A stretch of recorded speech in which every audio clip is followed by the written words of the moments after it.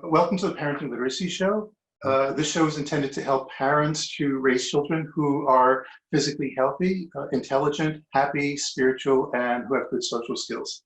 My name is Dr. Joseph Lau. I'm a developmental psychologist.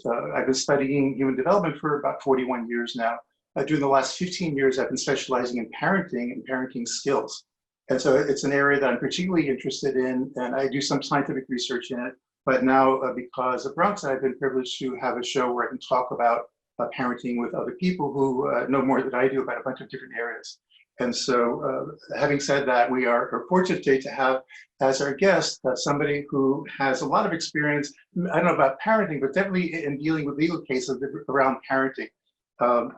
His name is Jeffrey Emdin. And he is an attorney practicing law here in New York, in the Bronx, as well as other parts of New York, and I suspect other parts of the country as well. He got his bachelor's degree from the State University of New York at Albany in 1983. He went on to get his law degree from Boston University School of Law in 1986, and then came to the Bronx where he worked with the district attorney's office in the violent felony offense unit. Soon after that, he started his own law firm. And since then, he's had more than 30 years of experience in law, dealing with law, various kinds of cases. He specializes in civil rights. And so his expertise is particularly timely given what's going on today in America. He has also an experience in dealing with cases of police brutality, wrongful arrest, and is also an expert in family law. Many of his cases have been given national and even international attention. One case that you may be familiar with is the Ramarley Graham case. Ramarley Graham was an unarmed 18-year-old boy who was shot and killed by the police here in the Bronx. And that was in 2012. Now, I understand that there was a settlement. I think it was a settlement. Was it a settlement or? It was a settlement. It was a settlement. It was a settlement to the family of Ramarley Graham, $3.95 million. And the officer was terminated, and so, as in fired, not killed. And so he, it seems that this may be one of those cases where justice seems to have been served. Mr. Emdin is also a frequent guest on Court TV, including cases involving Michael Jackson, Scott Peterson, Robert Blake, and many others. He is somebody whose work has been cited, or it's actually spoken on pretty much every major TV network that's out there, at least in the United States. He's also a founding member and a frequent guest on the Late Night at the Harlem-based National Action Network. I looked him up quickly and found that on Google, he's got a rating of 4.9 out of 5. I've never seen that before, but it's good that you're able to do that. It's a good sign. It says something about the quality of your work. As you can imagine, he's listed as one of the top attorneys in North America. He's one of the top 10 attorneys in New York, and he's also a member of the National Police Accountability Project. So I can go on and do this for a long time, but we only have half an hour, so I'm going to stop there, and I'm going to give Mr. Emdin a chance. So thank you very much for joining me today. Well, thank you for having me. So let me begin by asking you about civil rights. First of all, what are civil rights? Well, civil rights are the certain inalienable rights that are given to all citizens and all individuals, not even only just citizens, that are in the United States. They're contained within the Bill of Rights. They're contained within our Constitution. And then we've had certain laws that have been passed through the years, like the Civil Rights Act of 1964, the Civil Rights Act of 1968, and there was a Civil Rights Act of, I believe it was 1868, and that was in conjunction with the 14th Amendment after there was the Civil War. Great. So why do they matter? Well, those are your basic rights. Those are your civil liberties. Those are what is guaranteed you by the Constitution of the United States and as passed down through each state that you reside in through the 14th Amendment. That gives you your rights to freedom of speech, freedom of association, freedom of assembly, which is all contained in your First Amendment rights, and very important now with the protests going on in New York City and throughout the country. They are your rights to vote. They are your rights to equal access to housing, to work, sexual orientation, religion, gender discrimination, race discrimination. Those are what we all aspire to. We're supposed to have them, and we see sometimes there's lapses. So we Yes. always have to go back to the law and have redress to the courts and other institutions to enforce those rights. Now, are these the same rights that are listed in the Constitution, the amendments of the Constitution? Yes, they are. And then through statute also, they actually expand those rights. And each state can even, those are your minimal basic rights through the Constitution. The states that you reside in can even give you greater rights. Oh, that's interesting. Such as like, fair wages and things like that, equal wages among genders, etc., for jobs. So you have certain rights through the Constitution that are passed through all the states through the 14th Amendment, and those are the basic minimum rights, but the states can even expand it and give you more rights. Does that mean that people living in some states may have more rights or different rights than people living in other states? They can have expanded rights. So I have never really studied the state-to-state differential, but I bet you there is differences between states. That's interesting. Now, do immigrants have the same civil rights as non-immigrants? They do. Anybody that is in this country has the same basic civil rights or civil liberties. What happens in my experience is that people that are here that are illegally, all right, they often are fearful of seeking redress through the courts or making complaints because they're afraid of being exposed and being kicked out of the country. So while they may have these rights, they're often not exercised by people that are here illegally, even though they should be. Okay. They should be done. I've had some cases, Professor, where I've actually had to hold the people's, my clients' hands, where they said, they were really egregiously victimized, by the New York City Police Department, and they were fearful of either retaliation or being reported. And I really had to hold their hand because they did not want to bring a lawsuit. And they eventually did go through with it, and they received substantial sums of money. However, for every person like that, I bet you there's about 3 or 4 that don't go through it. Who's responsible for defending our civil rights? Well, the first line of defense, I believe, are lawyers, but you also have many, many different organizations that, like the American Civil Liberties Union, the National Action Network, where I volunteer once a month, and they have a legal hotline there that you can walk in. You have the Jewish Defense League, you have the American Arab League, you have the NAACP. The list is endless. There's even a National Youth Association to protect the rights of youths. Interesting. So you could actually look all these places up online. And you could also, by the way, always file a complaint by dialing 311, and it would get you to a hotline where you can file a complaint, and then that complaint will be referred either to the Internal Affairs Bureau or the Civilian Complaint Review Board if it's police related, or if it's something else like housing, they'll be directed somewhere else. Does somebody have to have a lawyer to file a complaint? No, you don't need to have a lawyer to file a complaint. You would want a lawyer if you want to seek redress in court. And the redress in court can be either in the form of, there's been class action lawsuits where they've sought injunctions against police conduct, or you can go through a private lawyer in order to seek civil remedies such as compensation for your injuries. And the injuries could be physical, it could be emotional, it could be loss of time from your work or school, your grades going down, you having to transfer out of your school, basically a loss of enjoyment of your life as it was. Interesting. Is there an advantage of having an attorney over doing it yourself? I think so. I mean, first of all, you'll have experience. Mhm. There's certain deadlines to meet that have terrible consequences if you don't, because there are statute of limitations in terms of filing a notice of claim, filing a lawsuit, naming the people in a notice of claim, naming your causes of action, shaping the case, and knowing how to obtain and preserve evidence, and knowing what documents and evidence to request. You're mentioning a lot of things I never even thought about before. So it seems like when you're practicing attorney and you're doing this day to day, that you learn the ropes. So you learn what's the proper way to do things so that you don't cause problems, you don't lose your rights or things like that. Right, and you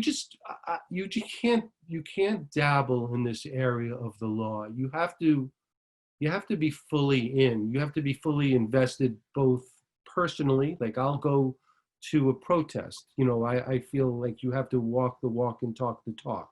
It's not just only about the dollar signs. It's about seeking social justice, moving the country in the right direction, getting redress for those that unfortunately can't speak for themselves. And you have to know how to do that. And sometimes, it takes a person that is experienced in this field to make a difference. That makes sense. Uh, One of the concerns many people may have is maybe being able to afford a lawyer, especially a good lawyer. Uh, it seems like when I think about lawyers, one of the stereotypes is that lawyers are very expensive and that they want to take all your money and for themselves. Could you maybe elaborate on the reality there? Well, I can't speak for all lawyers. I can speak for Right. Yeah, myself. I understand. Um, the cases that we're talking about are generally on contingency fee, which means that it doesn't cost the client any money. The fees are divided contingent on the outcome. If you win, the fees are usually divided 1/3 to the lawyer and 2/3 to the client, plus the lawyer gets his expenses back. That's a contingency fee arrangement, and that really ensures if the lawyer is taking the case, he's basically invested in his business partner. You're business partners together, because if you don't obtain a result, all the time and the money that the lawyer has put into the case is out the window. The client owes him no money. They've lost all that they've invested. So you have to be really careful as an attorney to vet the case when you speak to your clients and get all the information, and to determine whether or not this is a case you want to take. No, not every case is about dollars and cents. For many times, I took a search and seizure case that had really nominal dollars, did not compensate me for my normal time, but it was part of the road to getting the end result of getting the stop and frisk laws changed. And so to that extent, it was well worth my time. Um, but lawyers, like doctors, if you don't do a contingency fee arrangement, let's say it's a contract or a divorce, then it's usually by the hour, and they're going to charge you based upon their experience and their overhead and their malpractice insurance and how much they cost them to go to law school and all that stuff. So they do have to charge a decent amount of money to cover their expenses and overhead. Yeah, I didn't give it that much thought. That the idea that a lawyer is kind of taking a chance when he or she takes on your case. Oh, yeah. The lawyer might put in a lot of work, maybe even years worth of work, and if they don't win the case, then they don't get anything in terms of money. Right? But like you said, they may get other things out of Right. the compensation. But that's something that maybe a lot of people don't think about. So what happens if you're a parent whose child's civil rights have been violated? What should you do? Wow. So, I have so many of these kind of cases now. A lot of them occur on school grounds where the students are either being stopped going through a magnet meter, like a metal meter when they're coming in.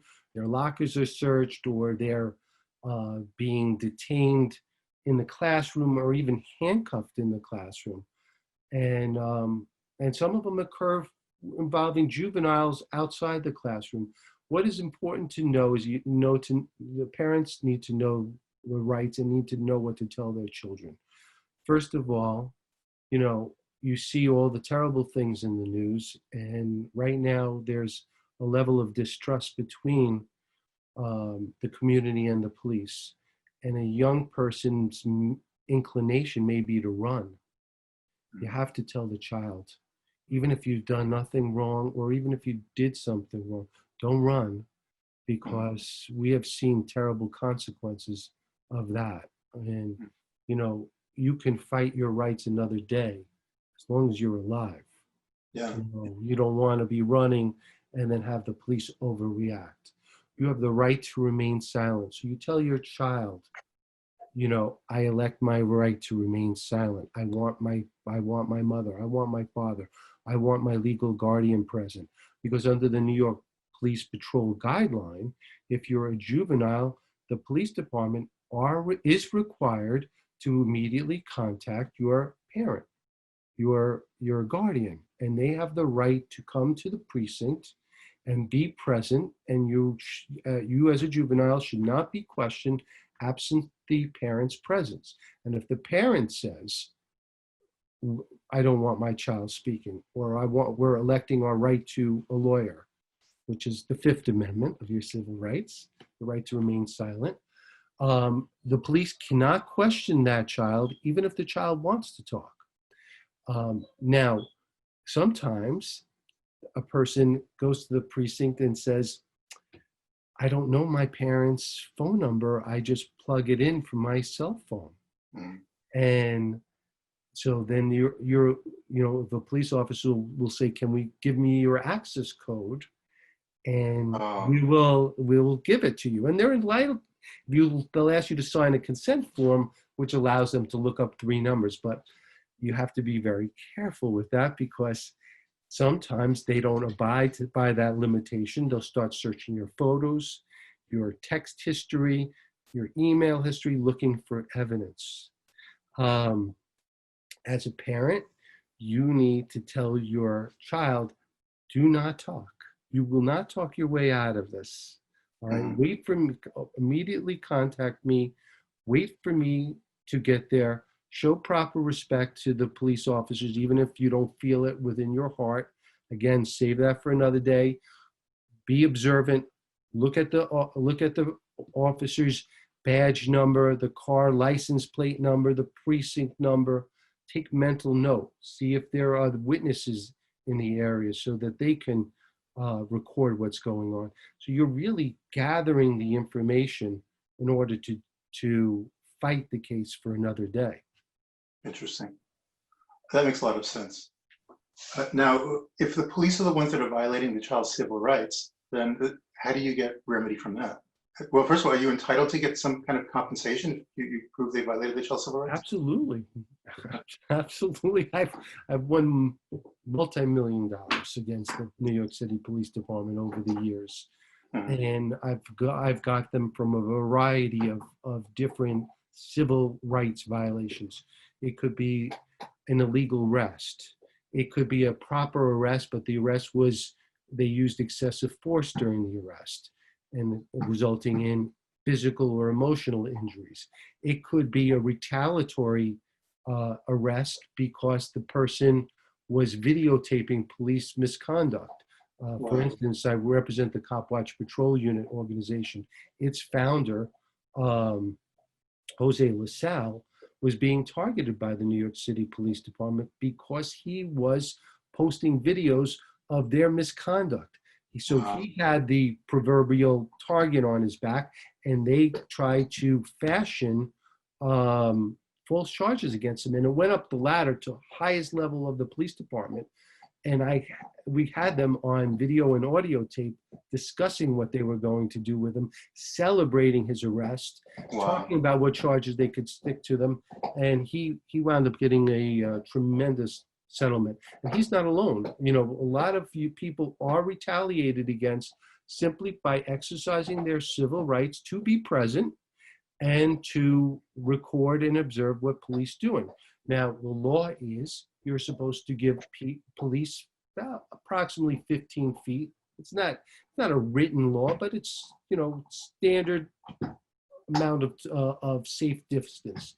If a police officer says move back, take a step back and keep filming so you could see that you're stepping back. Because sometimes, as I've as I've seen, they keep saying step back, and you're already not within the vicinity. The same way when they're using excessive force, I've often heard police say stop resisting. They're almost as if they're trained to say stop resisting because they know it's being caught on videotape when the person underneath them is not resisting at all. Wow.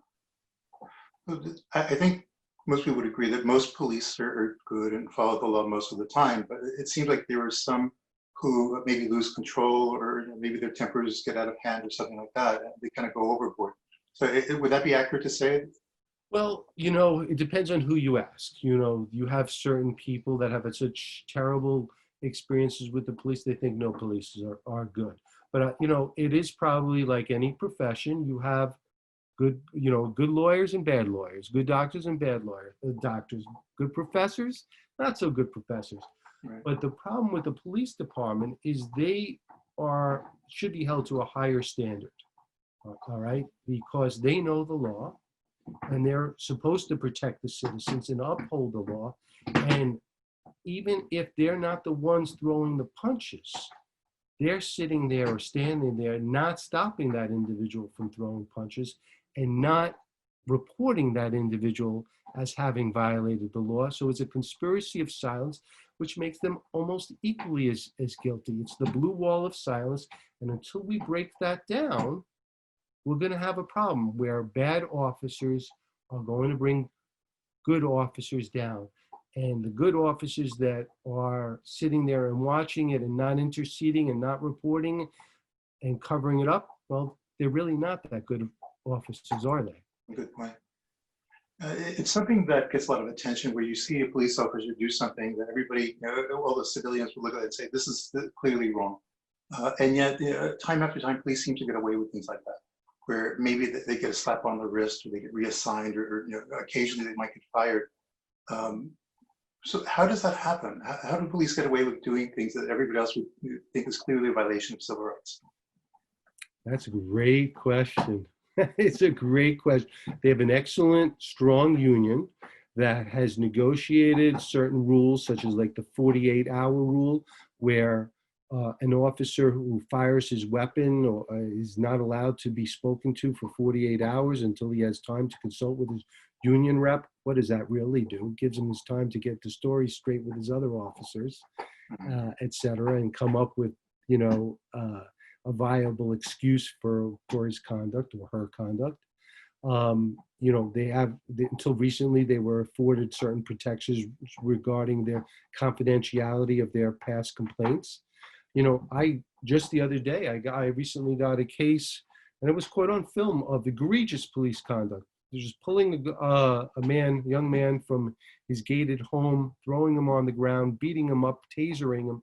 And the officer that was involved is an officer that has been sued 33 times. Wow. Has cost the city over $600,000, not including the numerous lawsuits that are still pending, and is still on the force and got promoted in the last 3 years. How does that happen? He gets slaps on the wrist because internal affairs are police investigating other police officers. That's a recipe for disaster. The Civilian Complaint Review Board can make a recommendation, but it does not have to be followed by the New York City Police Department. It really is why frustration is boiling over throughout this state and throughout the country. So it almost seems like police are not held to a higher standard, but in many cases, a lower standard. Well, my feeling is if you or I commit a violation of the law, we're going to be held accountable. It's going to be investigated. We're not going to be afforded extra rights and extra protection.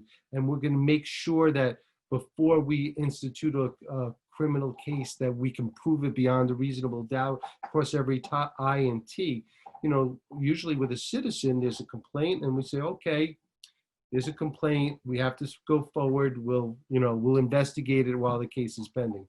It doesn't seem that works that way with a police officer. It seems like district attorneys are often afraid to bring a case, afraid of alienating the police union and the police department because they have to work with them on a daily basis to prosecute the cases for which they're assigned to do. Wow. It's almost like a conflict of interest. Yeah. There's so much going on there, because you've got, we can kind of understand their certain litigants sticking up for themselves, but it seems like it's almost an impenetrable circle where it's hard for people to get into, so that even if they're doing something wrong, they're so into protecting themselves sometimes, not all the time, but sometimes, that it seems like it's really hard even for either internal affairs or a civilian complaint review board to get in there and do anything meaningful. It is.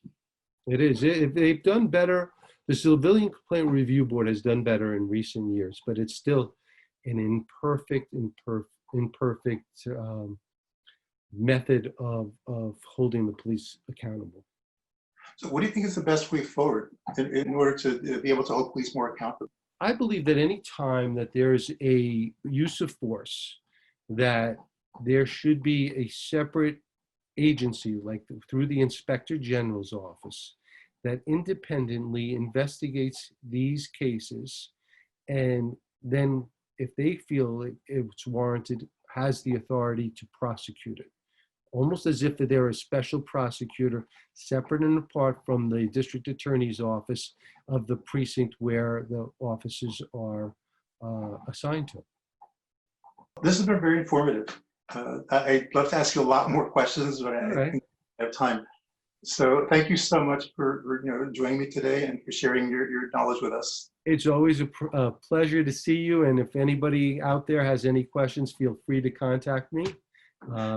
If they want to find out more about your work or learn more about this kind of activity, is there maybe a website or something you can go to learn more? Sure, they can go to the law office of Jeffrey Emdin, and then that's Jeffrey, and last name Emdin, Emdin. If you type that in, it'll have my website, or you can contact me at 212-265-1350.